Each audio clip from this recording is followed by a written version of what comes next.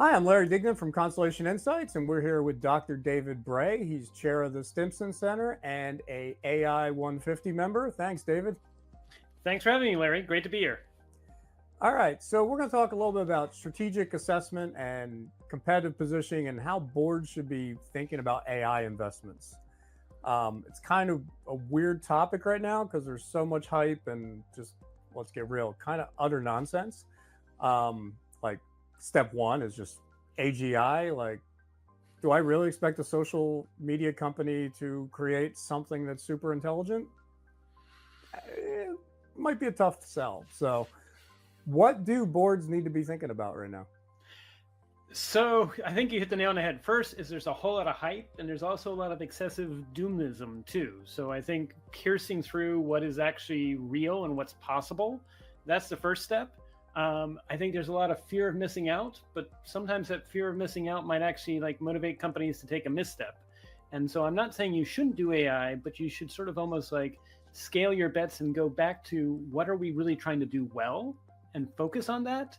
And then say, given what we're trying to do well, what tools, including AI, and there's multiple approaches to AI. There's computer vision, which is completely different than generative AI, which is completely different than, say, an expert system. And then there's also active inference. And so part of it is saying, what do we want to do well? And then what are the measured bets we want to make? And then finally, you can't really map out a 5-year plan just because of the rate of technological change that's happening just as in AI, but also in biotech and space. And so I think boards need to actually be much more nimble and strategic, which may not be the case that all boards are used to when they were used to setting 3 to 5 year plans and actually sort of maintaining those plans as opposed to updating them every quarter as the world changes. So, what should that new time frame look like? I think given the pace of what we're seeing, both in terms of technologies and what's possible with technologies, but also just the nature of the world and geopolitics and economic instability, I think it's going to be set a maybe at most 9 to 12 month plan, but be ready to update and revisit it. I would say a quarter at least, but I would actually feel much more comfortable updating it every 4 weeks simply because again, just the rate of change that's happening in the world, that's both from technology and the world, 4 weeks is almost a lifetime nowadays.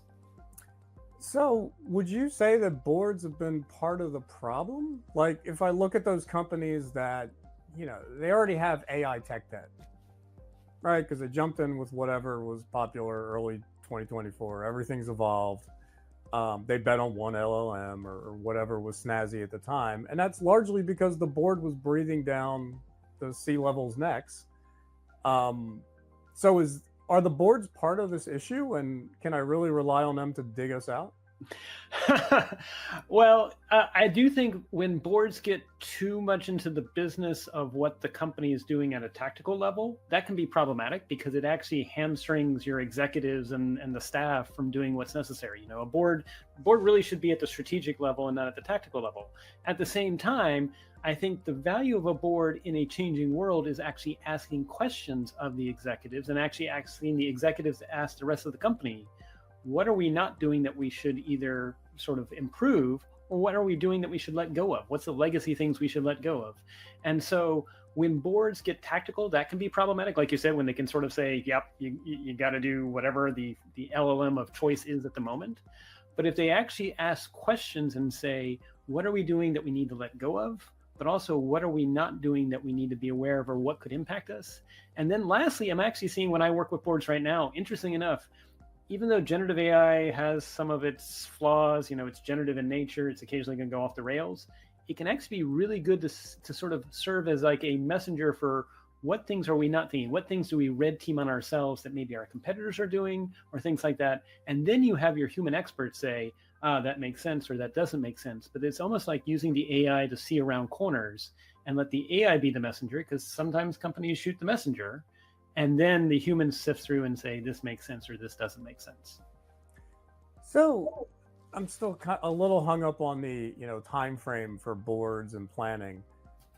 If you're looking at a 9-month window, isn't that the same as just being the public company that's running from quarter to quarter, or is that okay?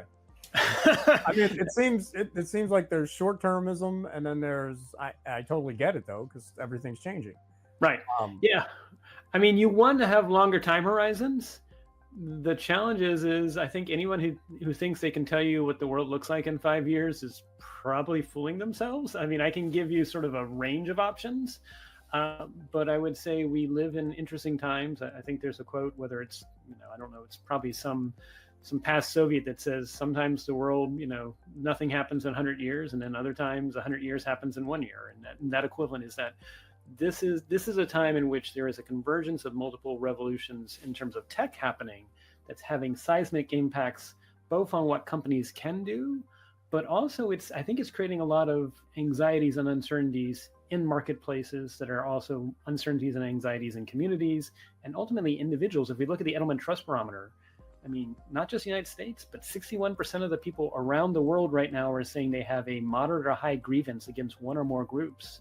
And again, this is not just US. There's others that say 40% of the respondents say it's okay to do an act of violence because of that grievance. And so I think, if anything, companies need to be aware that this uncertainty is not just happening to them, but to their customers and to the people they work with.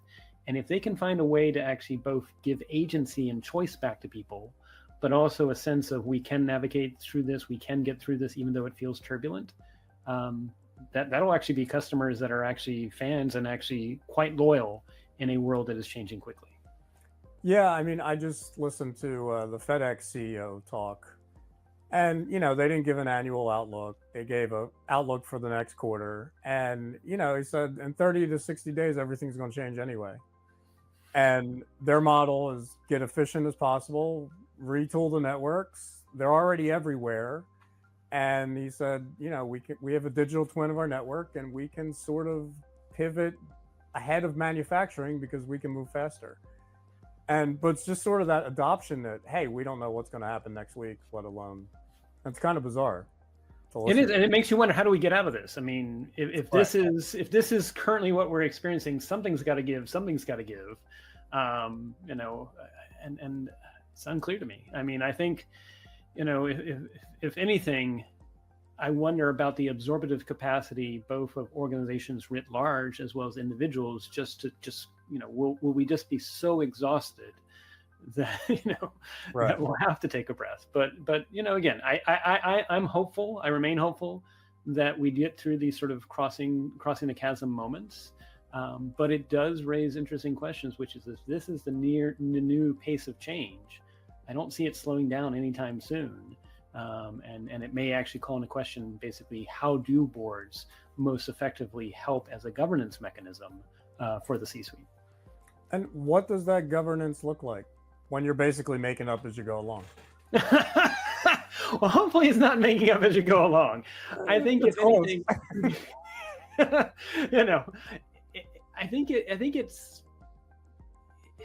I often talk about the importance of decision elasticity.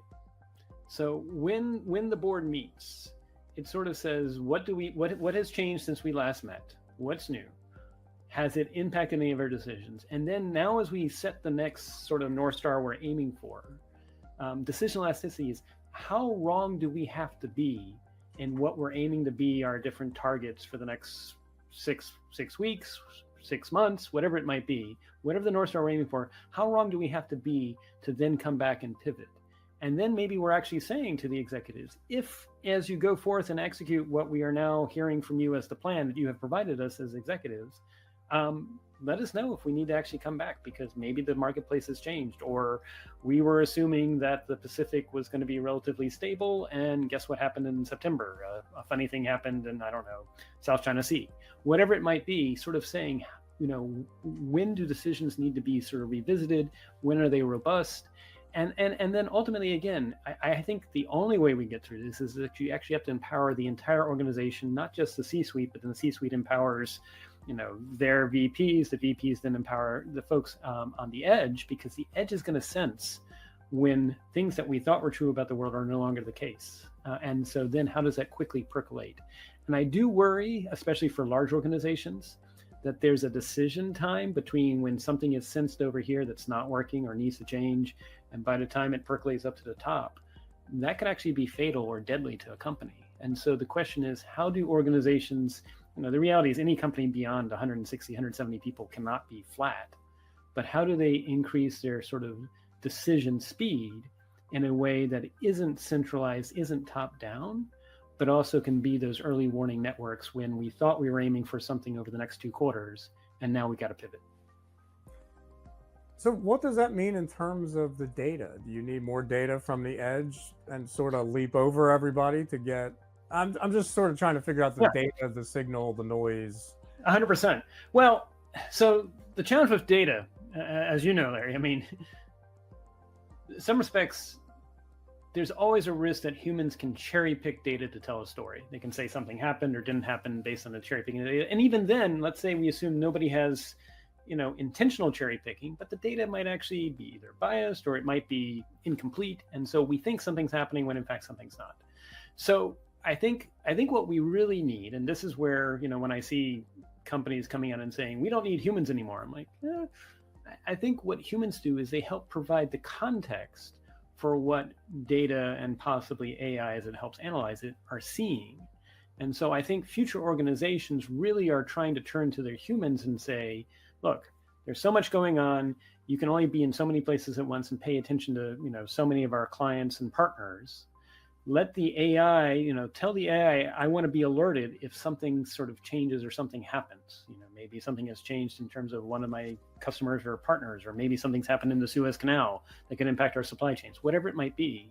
And then those machines are tipping and cueing a human to pay more attention and say, oh, yep, that matters, or maybe not. Or maybe I'm going to call somebody. I'm going to call one of our clients or partners and say, how's it going? But it's really this idea of collective intelligence, because, again, I have not seen a robust enough AI system of any flavor at the moment that can make sense of all context in a way that doesn't need a human. Now, again, humans are also fallible, and we have tons of cognitive biases. But I think that by combining a mixture of humans and machines, and especially encouraging independent thought, and so you don't want to force all your humans to see the world a certain way, else that's also death.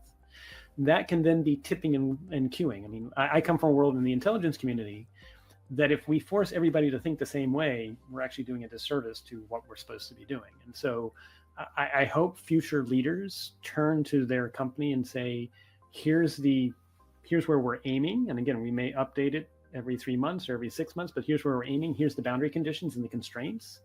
And as you explore this space, both as humans, but also as humans using AI and other analytical tools, if you think there's a better way to get there, we'll actually reward that. Is that the new competitive advantage?